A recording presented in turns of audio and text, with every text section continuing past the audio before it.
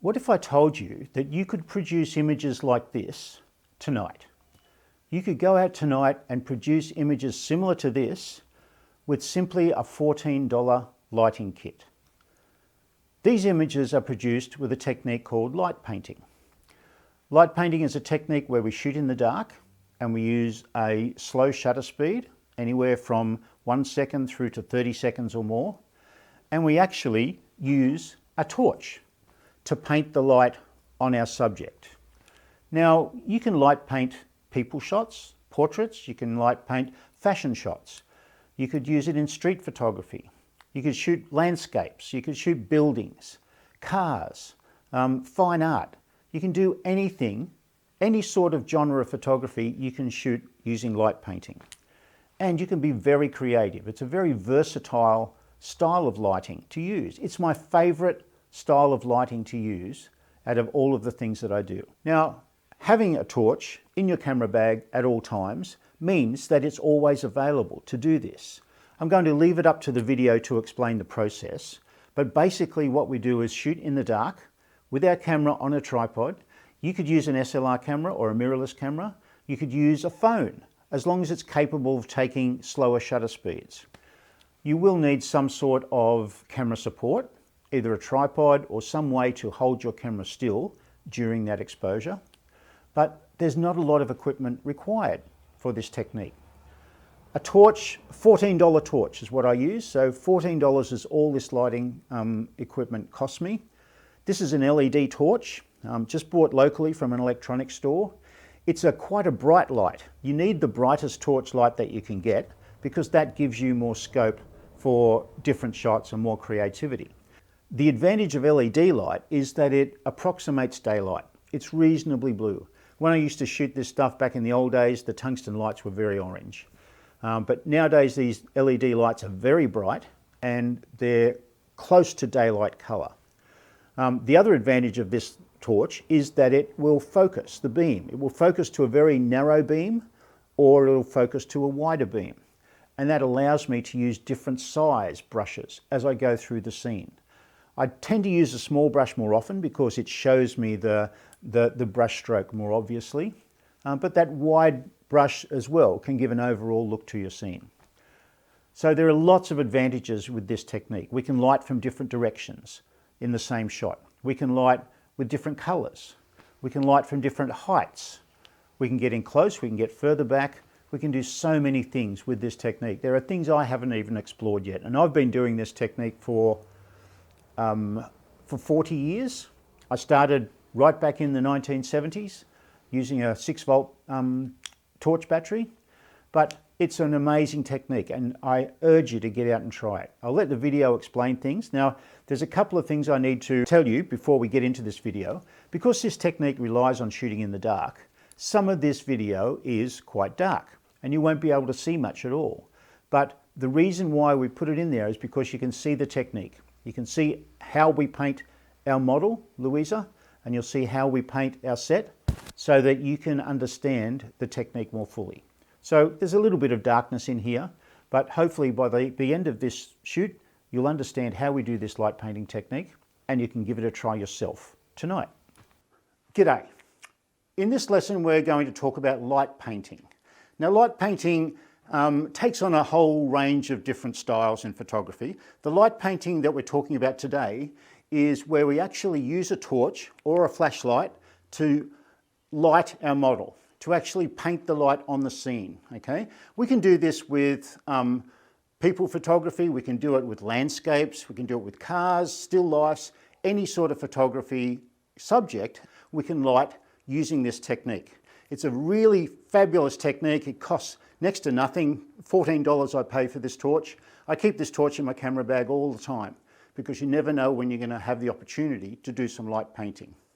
We're doing it in the studio today, so we're going to be able to turn out all of our lights, make a dark environment so that we can paint the light onto our model, Louisa. The advantage of doing light painting is that you can be totally in control of your lighting. I can light Louisa from multiple different angles. I can light her from close to the camera, farther away from the camera. I can light her from behind if we've got the set in the right place. So I'm in total control of how I light Louisa. With a torch like this, it's an LED torch, it's quite powerful, so you need to get the most powerful torch you can get because it's going to make it easier for you. This torch also focuses, so it can give me a large spread of light or a very narrow spread of light. That's my brush size. When I paint my light, the narrow or broad spread of that light determines how that brush stroke is going to appear in my image. I tend to use the smaller brush size more because it gives me a more obvious painting of that light and those lines through the image, which looks a bit more interesting than using the large one. But we can mix them up a little bit if we need to. Now, when we're talking about camera settings, because we're shooting in the dark, our shutter speed is fairly irrelevant. We need to use a long enough shutter speed to give us enough time to do our light painting, which is probably at a minimum, maybe 5 seconds. And that's what I've got my camera set to at the moment. We're just going to do some basic ones to start with, and then we'll do some more complex ones after that. So my shutter speed is set to 5 seconds. My aperture is set to f8, which is in the middle of the scale, which will give me the best quality, but it's not particularly critical either. My ISO is set to 200, which will give me the best image quality from my ISO. What does determine my exposure though, more than any of my camera settings, is the torch beam. The speed that I move that torch beam through the shot. If I move my torch beam quickly through the shot, the light on Louisa is going to be darker than if I moved it more slowly, okay? And this is one of the reasons why I prefer not to do the jiggly method. I've seen photographers light paint and they do jiggly and just throwing light around all over the place. It's very difficult to judge how bright your image is going to be and be able to alter it if you need to. So if you're jiggling around, it's hard to tell if you need to jiggle more for the next shot or jiggle less for the other shot. The other reason I like to do it smoothly is because I can be in control of where that light falls. I can trace my torch beam wherever I need it to go, and that gives me all these different effects that you're going to see in this video. So the torch beam is the only light source that we have. So we're shooting in total darkness here. When we turn these lights out, it's going to be totally dark, which is going to be a challenge for our video. We probably won't be able to see too much detail in our video, but you'll be able to see as I move that torch beam through the shot, you'll be able to see how it works and see the results straight away afterwards. Now, a couple of things you need to think about when you're doing this too is that your model is understanding of what's happening. It's great to be able to light paint if you've got static subjects that aren't moving, if you're doing trains or cars or landscapes. If you're doing a person, you need to let them know that they need to hold still. Generally speaking, I'll lean my model against something or sit her on something just so that it's easier for her to hold still. I don't want her to look tense as if she's just trying as hard as she can to keep still. I still want a nice relaxed pose, but I want her to feel comfortable leaning against something or sitting on something so she's not going to move around too much. It only really matters whilst I've got that light on her particular part of her body. If I light her face, after I've lit her face is going to be in the dark, so she can move her face if need be. But we do 2 or 3 different variations on the shot, just so that we can be sure of getting one that's sharp. As you've seen in my previous videos, I do like to explain the lighting in the way where we've got 4 different characteristics of light. We've got the quality, the intensity, the direction, and the color. So when we're using this torch beam, the quality of light that we're using is going to be very hard because our light source is small. So we need to take account of that. The shadows in the shot are going to be fairly hard, and we need to be careful that Louisa is facing in the right direction, or I light her from the right direction to make her face particularly look attractive in the shot. I don't want to miss out on lighting her face either because she's just going to have a dark head. So the quality of light, no matter if I zoom out to a larger spread or if I zoom in to a narrower spread, the quality of light's going to be exactly the same. It's going to be very hard because we've got a hard light source. The second thing is the direction. Now, the beauty of this technique is I can change direction. I can light Louisa from one side and then move across and light her from the other side within the same shot, if I've got a long enough shutter speed. So if I've got 20 seconds shutter speed, I can light her from one side, move across to the other side. I can use a bit of color in the shot if I want to, all within the same image. No photoshopping, all done in camera. So the direction of light is can be very creative with this sort of work. The intensity of the light, as I mentioned before, depends on your light source and how quickly or slowly you move it through the scene. If I'm closer to Louisa, then that light source is going to be brighter, so I might need to move it quicker. If, say, you're shooting someone who's got white jeans and a black top, you might want to move more quickly over the white jeans because they're going to expose more quickly, and then a bit slower over the black top. That just allows you to be much more creative and make your lighting much more even. So the intensity of the light will vary. If I zoom out to a wider brush, I've got less light hitting Louisa, so I need to move it much more slowly because that light is less intense because it's spread over a larger area. If I use a coloured gel in front of my torch, I need to move it more slowly because that gel is going to soak up a little bit of the power of the torch. Now, the colour of the light, with an LED torch, the light is very close to being natural daylight. It's a little bit bluer, but it usually is not too noticeable. When I started this technique back in the 1970s, I used to use a big 6-volt tungsten torch, which was very orange. So I had to try and correct that with a gel or correct it in the lab when I printed my shots. But LEDs are so much better, they're so much more usable, rather than carrying around a big 6-volt battery in your camera bag. Now, a couple more things that I need to mention. You'll notice that I'm dressed in black clothing. I'm dressed in black clothing because it makes me look slimmer, obviously, but also we're working in the dark, so I don't want to be visible as I'm moving through that shot. If I use the torch and I get a bit of light on me, if I've got a white shirt or white pants on, it's going to show up a little bit in the shot. So dark clothing is generally better to go. The other thing is, as I'm moving across in front of the camera, rather than turn my torch off, I'll just hold it against my chest so that blocks any light. I don't want to get a white streak as I move across in front of the camera. Because it's dark, I can move across in front of the camera, but if I have my torch visible, it's going to give me a white streak across there. So there's a lot of things you need to think about, but the more you practice this technique, the better you're going to get at it. So we're going to get on, shoot some shots of Louisa and see how we go. Okay, Louisa, I just want you to lean against the wall, nice and comfortable, nice and still, yep, with your eyes towards the camera. Now, I'm not going to do this light painting from behind the camera because doing it from behind the camera means I'm going to get some very flat lighting on Louisa and it's not going to look as interesting as it could be. So I'm going to move across to the side and I'm going to light Louisa from here. I still want you to look at the camera, Louisa. Okay. Here we go. We've got 5 seconds on the camera. Ready?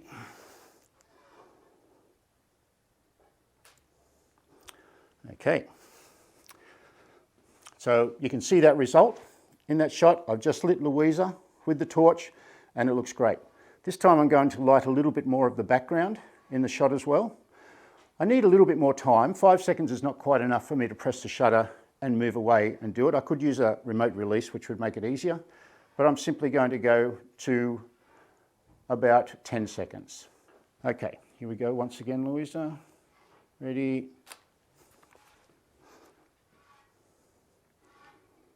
That's it, great. Just lighting a bit of that background as well. Being careful not to go over Louisa's face twice, which is another reason why the whippy movement doesn't work particularly. I'll show you now. I'm not going to take a picture of this, but this is how a lot of photographers would do this technique, like this. But you'll see I've gone over Louisa's face and her body 2 or 3 times. If she moves in between those 2 times, we're going to get double exposure on those areas, and that's going to be a little bit blurry. So just that single pass is the better way to go. Okay. Right, so this time I'm going to light Louisa a little bit more from the side, a little bit more radical light. So Louisa, I want you to look over to your right, over where the door is. Here we go.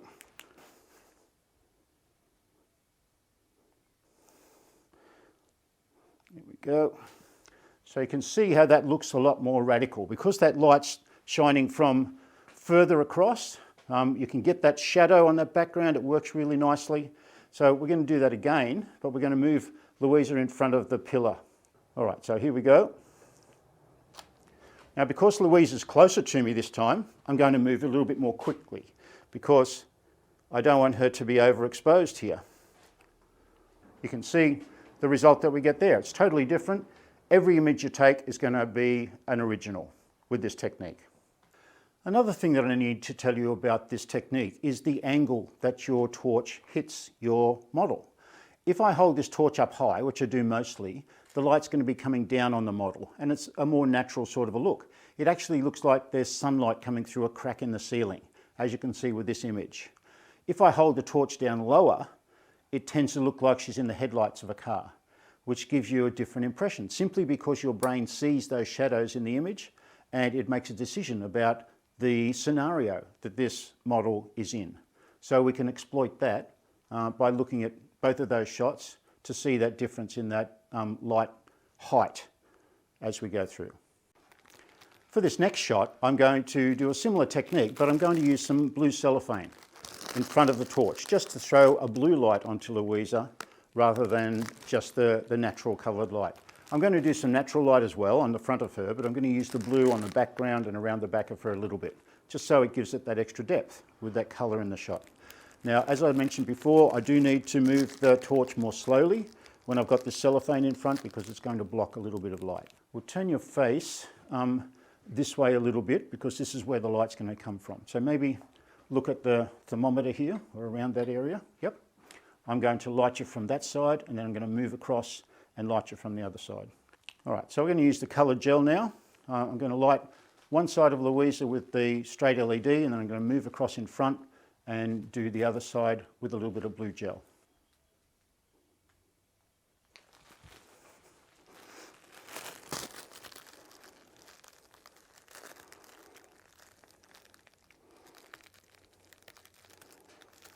Yeah, that looks good.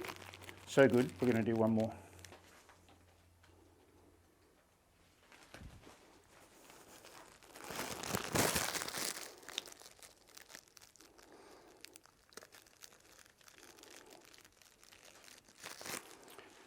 Now we're just going to do a few different light patterns and stuff. So that pose is fine. Maybe turn your body a little bit more to the side that way. Yeah, that's it.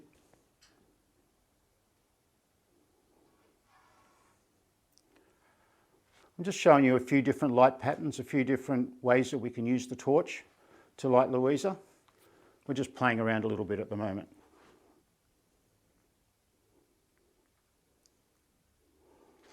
So there's a lot of trick shots we can do with this torch technique. We can do multiple images within the same shot, which is what we're going to do now. We can put different people's body parts on other people, which we'll do in a future video.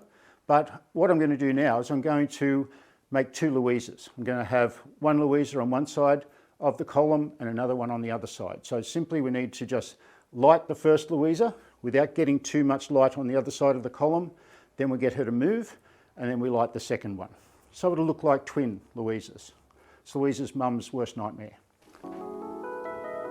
Okay, move across for me. That's it, just look in the camera. That's it, brilliant.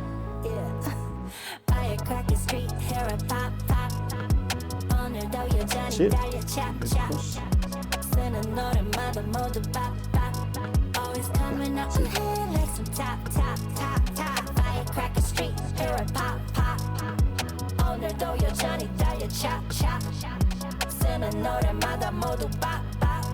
Always coming out ahead like some top.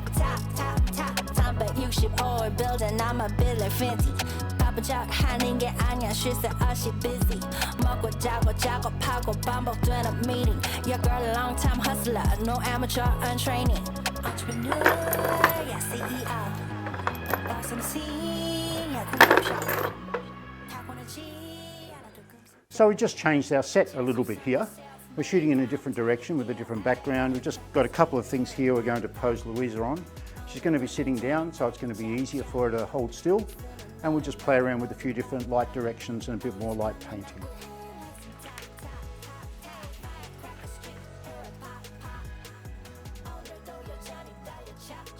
Here is sit you down on here, your bottom up here and your legs down on the ground here, please. Yeah, that's it. That looks great. And just leaning on that hand so you're not going to be moving around too much. That's good. I'll just focus. So I'll get you to look at the camera, please, Louisa.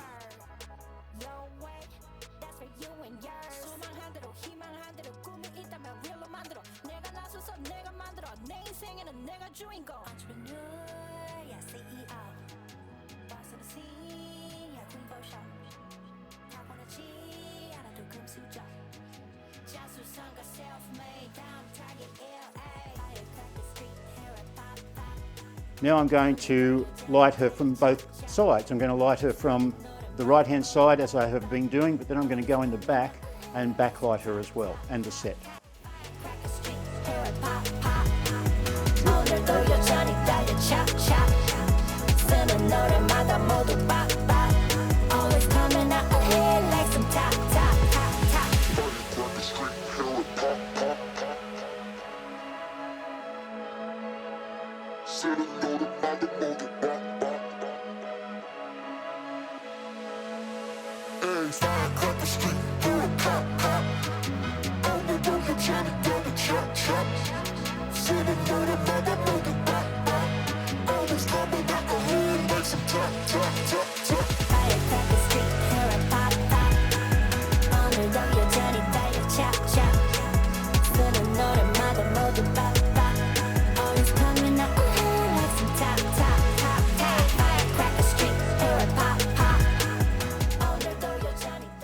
So please get out there and give this technique a try.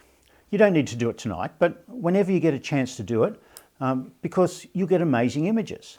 You may get fantastic images straight away, or it may take a little bit of practice for you to get them. But once you do master this technique, you've always got that in your repertoire, in your photography rucksack. You've always got a technique that you can create images when it gets too dark for your normal photography. When you're shooting indoors, you can shoot this. Keep the torch or the flashlight in your camera bag all the time, because there are going to be situations where you're going to want it, you're going to need it, and you're going to be able to produce images that other photographers just can't get.